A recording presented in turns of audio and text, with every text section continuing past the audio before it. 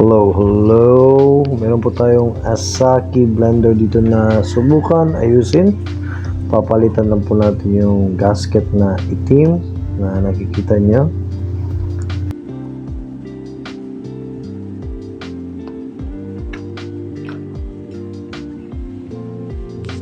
So dito po, kita nyo naman na yung gasket, pupud na po talaga siya. At kailangan na talagang palitan.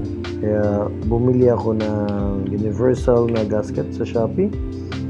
Ayan po. Kahit hindi naman sila katulad, pwede lang yan. Universal naman yan siya, mga boss.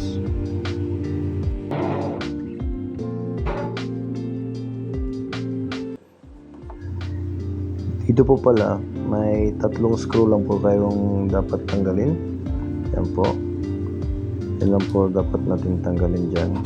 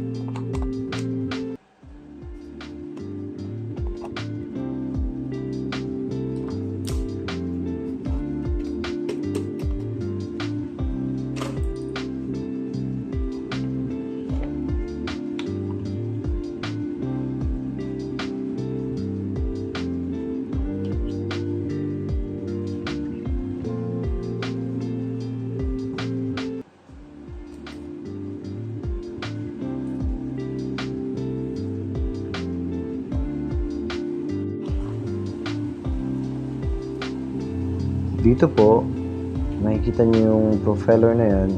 Wala na po tayong tatanggalin dito. Kailangan lang po natin itong pigilan kasi yung sa kabila naman dapat natin ikutin yung sira na gasket na itim. So dapat ikutin natin ito siyang pa-left at ito naman yung gamit ko, pliers lang po. Yan na po yung gagamitin kong pampigil din sa kabila, at yung gasket naman ay ikutin ko siyang pala. Yun lang po.